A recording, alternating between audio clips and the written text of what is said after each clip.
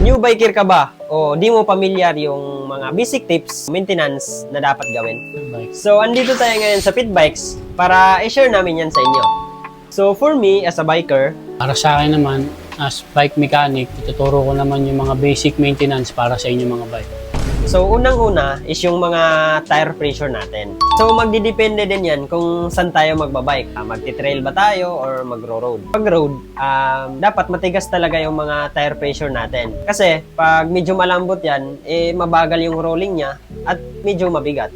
At sa trail naman, tulad sa akin na nagte-trail din, magdepende pa din yan sa condition ng track. So for example, kung maulan, pwede ka naman magbawas ng hangin, pero hindi lang masyado.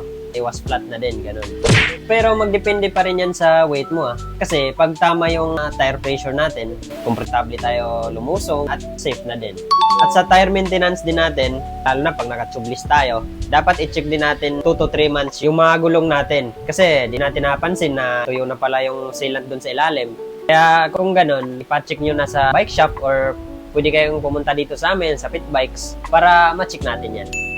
Sa bike mechanic, syempre, pangalawa is yung chain maintenance, drivetrain, dapat ba laging nakatono bago tayo mag-ride. Check natin lahat, kung kailangan linisin, punta kayo sa shop. May offer kami rito na ultrasonic na sobrang dumi na yan, ibababad lang natin dito sa machine namin. Malilinis po yan at babalik sa dating tsura. So, ang pangatlo naman is yung safety gears. Helmet is not optional pero pag siyempre, kahit malapit ang ride ka lang, mag-helmet ka pa rin. Kasi di natin maiwasan kung masagi ka dyan, di ba?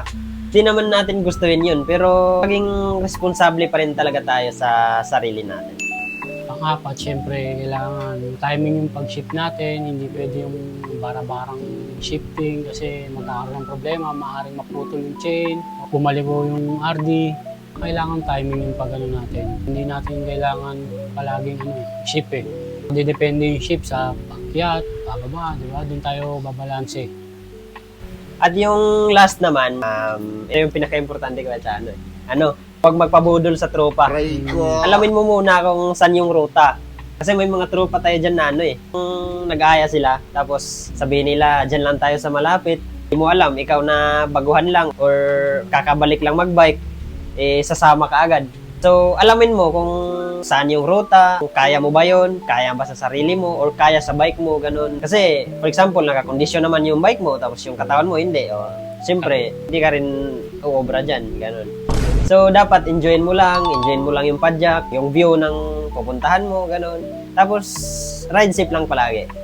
So, yun mga boss, sana nakatulong kami sa inyo, lalo na sa mga baguhan dyan. At huwag nating kalimutang magdasal tuwing magra-ride tayo. At kung busy talaga kayo dahil sa trabaho at wala kayong time sa pag-aalaga ng mga bike nyo, pwede naman kayong pumunta dito sa shop namin. Located lang po kami sa number 60 Scout Santiago, Barangay Laging Handa, Quezon City. So, that's all. Ride safe.